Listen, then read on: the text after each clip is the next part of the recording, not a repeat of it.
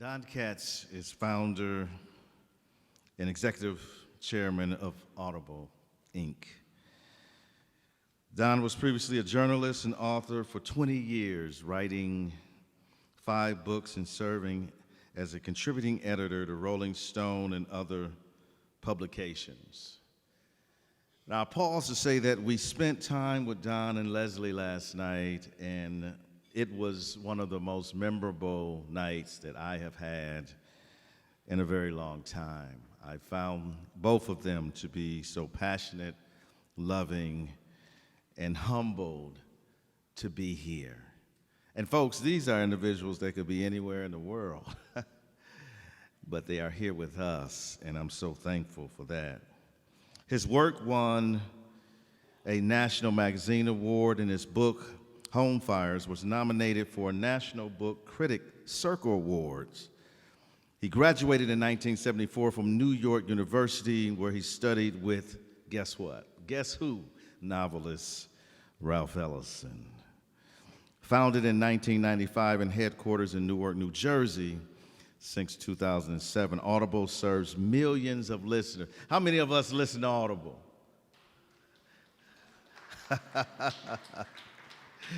Yes, indeed. Millions of listeners, and offers over 300,000 downloadable Audible books, auto editions of periodicals, and other programs. Audible also commercialized the first portable digital audio player in 1997, 4 years before the induction of the iPad. Imagine that. In 2004, Mr. Katz was awarded the Ernst & Young's Entrepreneur of the Year Award from New Jersey. Audible was a publicly traded NASDAQ company until it was acquired and became a subsidiary of Amazon.com in 2008. Audible operates 16 global outlets, including websites in the UK, Germany, France, Austria, Italy, Japan, and most recently, Canada. Don was named one of New Jersey's.com 25 most influential people in New Jersey in 2016. He also has been recognized as one of America's top 25 disruptive leaders, I like that term, by Living Cities for his work on behalf of urban transformation in Newark. You know, I mean, I could be up here an hour reading the rest of his bio. Don, he is an amazing man. When I started first of all, let me point out over here April Coffin, which April received a phone call from Audible several years ago with interest in the foundation. April sent me an email, and that's why these two wonderful people are sitting here today. I'm thankful to her. I'm thankful that you reached out. I'm thankful that you care enough to come here. That matters.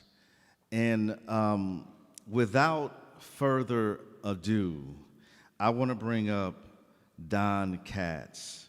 And I want to thank him from the bottom of my heart for being here this night, on leap year, with the Ralph Ellison Foundation to share about his relationship with Ellison and anything else you want to do, my friend. The floor is yours. Thank you.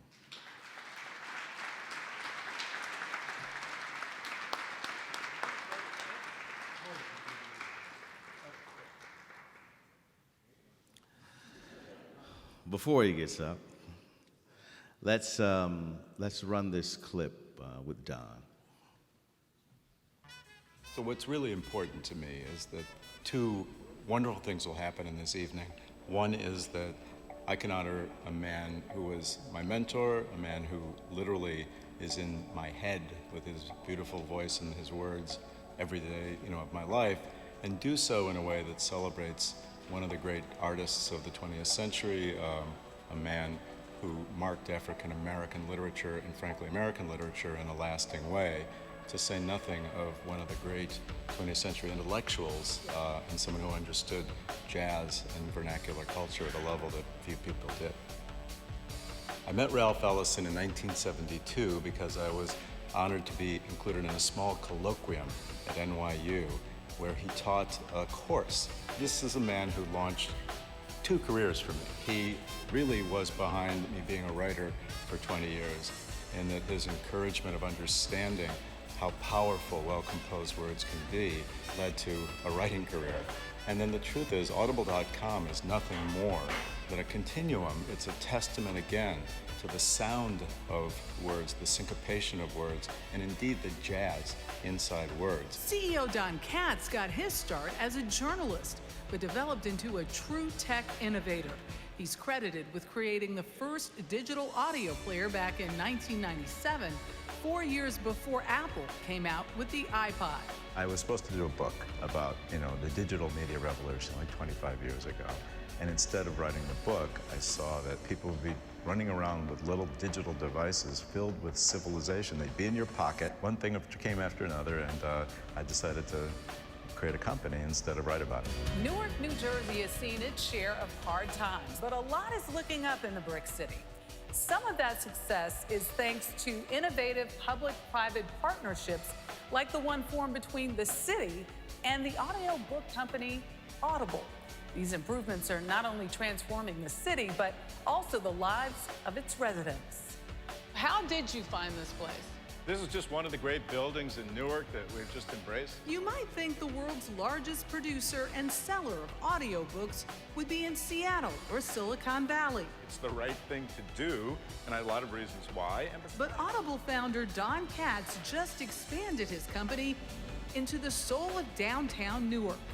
Audible's new home is this once abandoned 100-year-old church that's gone from house of worship to workspace. It's not just tech being developed here, it's young minds too, as a partner in the city's education system.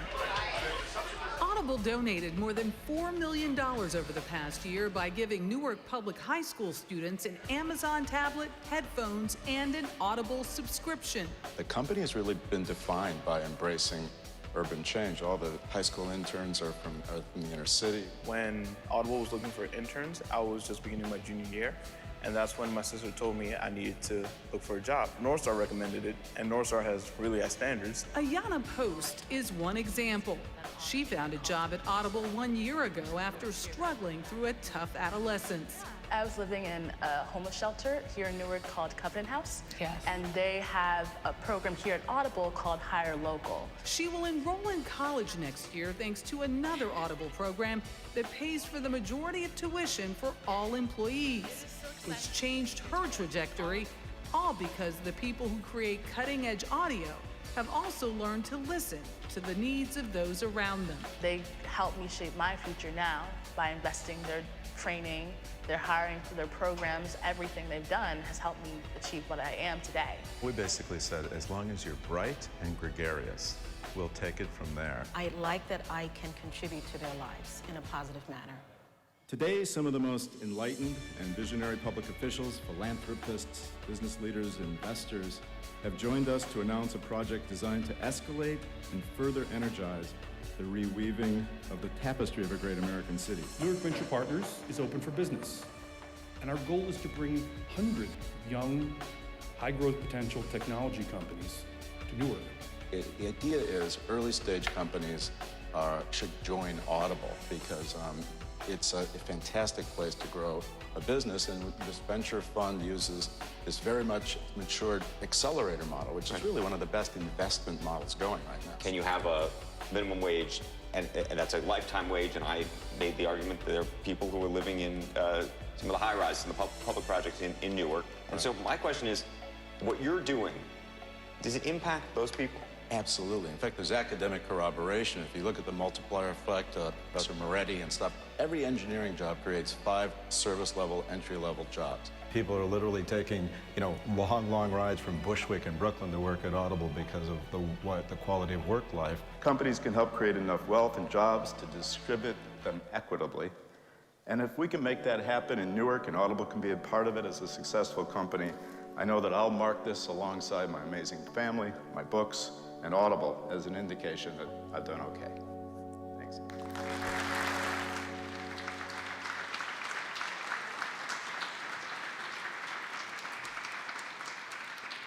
Okay, now I'll start. But boy, talk about hard acts to follow. My God, it's been such an impressive evening. And also just a wonderful experience to be here for Leslie and me. It's, I think a lot of people in OKC talk about how nice people are, but it's actually a level of graciousness that we rarely see, and we really get to travel the world. I also want to say that one of the reasons I'm also here is that you really have a fantastic organization here. The way this organization goes beyond Ralph's literary merit and touches the community in so many ways is really distinctive. And I have to say that I spend a lot of time with entrepreneurs, and from the social aspect of things to the economic aspect of things, and I also know a lot about boards and the like. And you've got a very strong, charismatic, persuasive leader here in Michael. And I always say there's nothing easier than being on a board, and all you got to do is get a great leader who's going to kind of take you forward. And I've been incredibly impressed with what he's been able to do. It's been really important. So the clip here.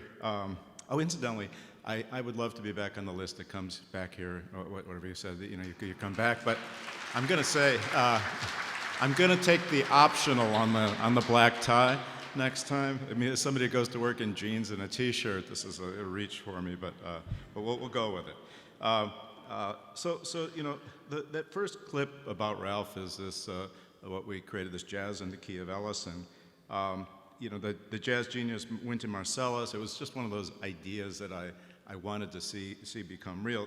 Wynton Marsalis and other gifted musicians, Joe Morton, the great actor, and he's the voice of Invisible Man on Audible, along with Ellison scholars like Bob O'Melia. They worked together to create an evening of Ralph's words and jazz, and it even went on the road last year.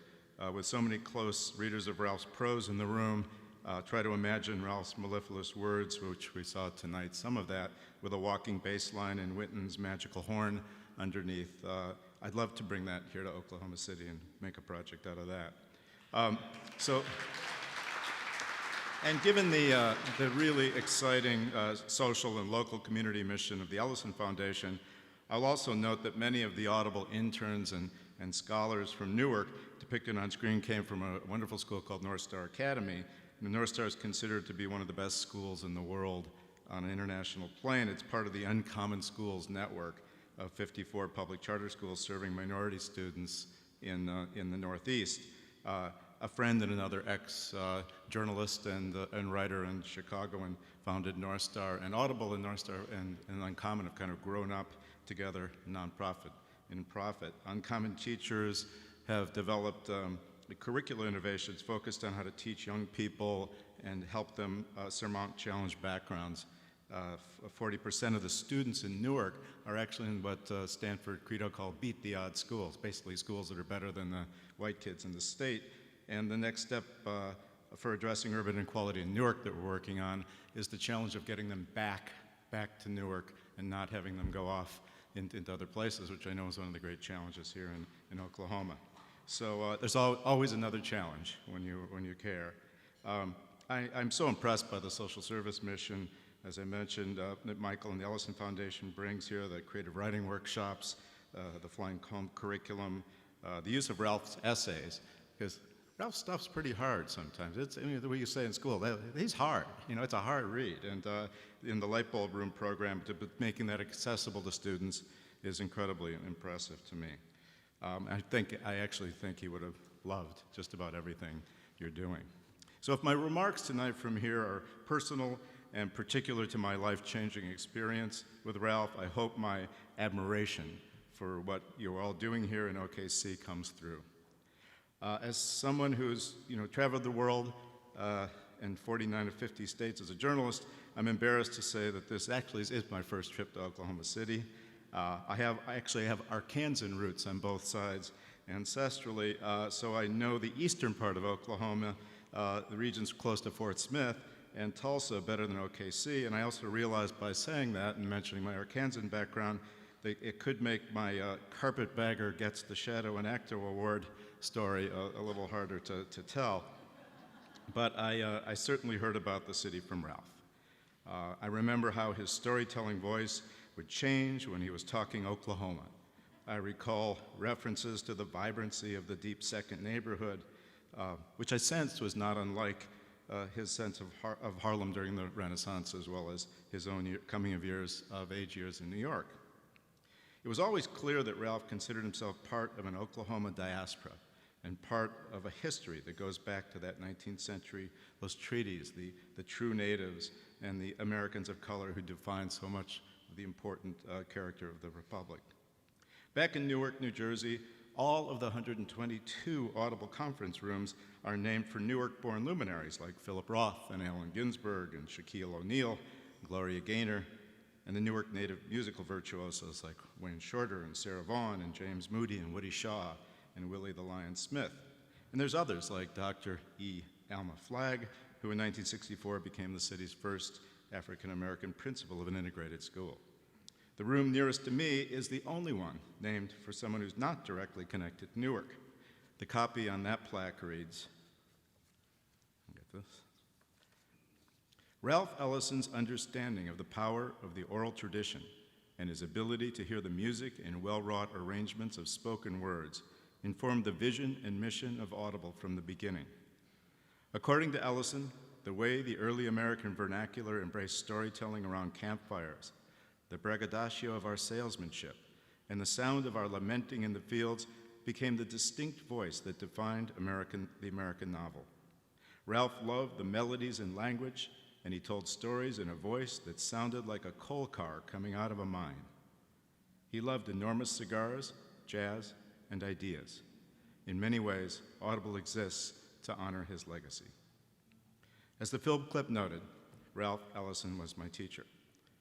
My experience of him up close when I was young is a testament to the profound, even defining impact a teacher can have on the course of a life. In 1971, when I first met Ralph, I was wrong, I was 1971 in the clip, at New York University, I just read 2 books that changed me. The first was Faulkner's The Sound and the Fury, which I read in a single afternoon to dawn sitting. The second was Invisible Man, which I found to be an astonishingly artful and complex work of literature by a man I'd heard was actually teaching a course at NYU the next semester. A writer who'd beat out Ernest Hemingway's Old Man in the Sea to win the National Book Award in 1953 actually let me into a class of only 12 students focused on the character of the American vernacular. I moved back to Chicago when my father died suddenly in January of 1973, and I thought I would stay at the University of Chicago to finish my studies. But Ralph said he would take me on as a 2T and meet with me for several hours every Wednesday afternoon until I graduated. I moved back to New York, and from there, one of the greatest of all American writers taught me how to listen and how to really read. Much of the work was about how American culture was wrought in a singular way. I learned from Ralph that Americans worked to create an identity from a synthesis of divergent cultures. I read about how and why we built American buildings and invented American techniques and technologies. The readings and Ralph's stories and questions helped me recognize how and why we produced singularly American musical art forms, jazz and the blues. I learned from Ralph that our American experience was derived from the process of a nation constantly making and remaking itself, and that we live in a place that needed to create its own myths and art and even its own sounds because we had to. We spent a lot of time considering writing about the special origins of American humor and how American literacy replaced aristocracy, as he said. Another Audible conference room honors the Newark native Stephen Crane, the author of Red Badge of Courage and Maggie, Girl of the Streets. Just like last week, I noted to politicians and a famous rapper visiting us in Newark that Stephen Crane wrote like an American, though he lived his short life inside the lifespan of Henry James, who to many people's ears wrote like a Brit. Because Crane listened to the glorious pastiche of American talking I learned to appreciate during those days with Ralph. We read Faulkner, Twain, Macbeth, the anthropologist of American humor, Constance Rourke, and also Lord Ragland, and the concept of the hero. In the same semester, I would try to understand complex treatises on language Ralph would ask me to read by I.A. Richards and Kenneth Burke. Ralph explained that Americans needed a mythic Hercules when we were making a culture, and this is why we would study and reconsider the influence of Paul Bunyan, Davy Crockett, and John Henry on the way of American expression. And from there, Ralph would take on his Oklahoma voice and those funny, often salty tales, really salty, I have to say, told in the voice of Oklahomans from his past, would begin. Sometimes he would become an uncle or a family friend, and sometimes he channeled his mother, Ida, who would use humor and the power of words to help the young Ellison family transcend a ramshackle room without heat and a bed full of bedbugs. I once told Ralph that my dream would be to be a writer, but I didn't even know anyone growing up in Chicago who made a living as a writer, and I actually didn't know if I had the chops to do it. Ralph told me that he had the same doubts when he was young, but encouraged me to believe that a writer, and I can see and hear him now telling me this nearly 50 years ago, so vividly, that a writer is simply one who writes. I did go on to write almost every day for 20 years, and I even made a living as a writer, and where I was most successful, I wrote with my ears, because the way Ralph helped me understand the power and even the music in language. I worked without a net as a freelance writer, and then I wrote books.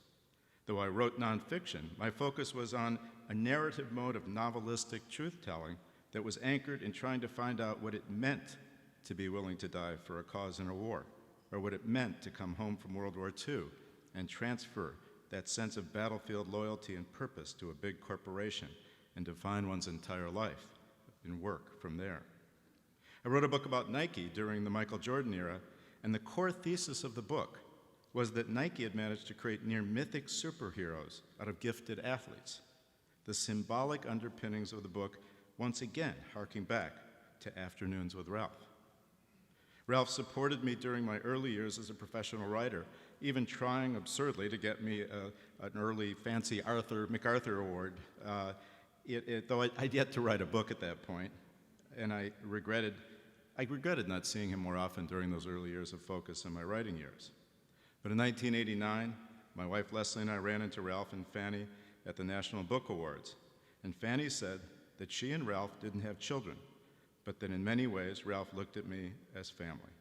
I was blown away. In 1992, 2 years before he died, I actually found myself sharing a platform with Ralph at the Chicago Printers Row Book Fair. At the event, Ralph referred to me not as a former student, but as a literary colleague. And with that, he validated in a moment the grinding, crushing, almost impossible work of writing well every day that had defined my working life back then. During my days as a student, I also understood from the author of a book that I read first as a work of rage against deep historical injustice. A book I read at a time when the injustice that rose from the interplay of race and democracy were darkening public discourse and action, a time like now, that as Americans, we needed to construct our own archetype and myths in a nation creating itself without kings. So a new order was created based on the color of people's skin. On those afternoons, one-on-one in New York, I heard Ralph's ambivalence about the cultural richness of the black church, given the broader perception of that institution's acquiescence to oppression. We read Winthrop Jordan's White Over Black about the complexities of American and race from the 16th century to the 19th century. Ralph was often under attack from the left during those teacher and student years.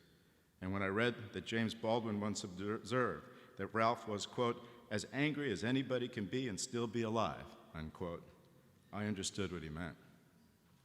There's so much complexity defining the gulf between justice and injustice and between the best and worst of people. If nothing else, I learned from Ralph a tolerance for that complexity, as I learned that many of the best and biggest ideas and their outcomes, books, and in my case, the idea of a company, come from going deep into those complexities. His friend Kenneth Burke described in a really hard book we read the concept of perspective by incongruity. I use this often as a way to bridge shadow and act. Ralph's often quoted lines in an essay about the blues capture his own always lyrical way of exploring that complexity, beginning with the very Ralph linguistic curveball of calling a type of music an impulse. The blues is an impulse to keep the painful details and episodes of a brutal experience alive in one's aching consciousness, to finger its jagged grain, and to transcend it, not by the consolation of philosophy, but by squeezing from it a near tragic, near comic lyricism. As a form, the blues is an autobiographical chronicle of personal catastrophe expressed lyrically. Pure Ralph. I spent 2 careers trying to draw new ideas out of complex status quos, trying to write in pursuit of what things really mean versus what they are. And when creating a company in pursuit of making a business of our vernacular, and a company that, at its best, pursues what a company can mean in ways that can transcend what it does. As the film clip noted, Audible and its cultural and technological inventions exploded a cultural status quo in the spirit of what I learned from Ralph. Ralph wrote an essay noting that Ben Franklin and Noah Webster did not want the linguistic vernacular of the way we talk to disrupt. He actually used the word disrupt in the way technology innovators use it today, because these cultural gatekeepers did not want to disrupt the text-based culture we inherited from England. I was criticized when I left the writing life to start a company because I was turning my back on text itself to pursue the then intellectually inferior concept of the spoken word. And now, as I speak, millions of people, right now, including much of the global intelligentsia, are listening to well-composed and artfully performed words from Audible. Ralph died in 1994. He didn't get to see my crazy idea formulated that year become Audible, but I sense he would have understood. I also never got to ask him if his interest in teaching me had to do in some part with the sudden loss of my own father when I was 19, the pain of Ralph's own fatherless childhood, and the pain of losing his beloved mother 22 years later, was always palpable during our sessions. I always sensed a level of compassion, that because he saw the intense pain caused by the loss of my own brilliant and loving father, it caused him to focus on me, but I'll never know about that. What I do know is that teachers are often people who come briefly into a developing life, and sometimes they change that life in defining ways. I also know they are too often underappreciated for their lasting impact. And believe me, I understand there's some powerful teachers and people who care about teachers in this room. In the case of Ralph Ellison, I've tried hard to express my gratitude as I could. And as I think often about my father, I also hope I have lived a life in a way that my gifted and complicated teacher would have approved of. Thanks.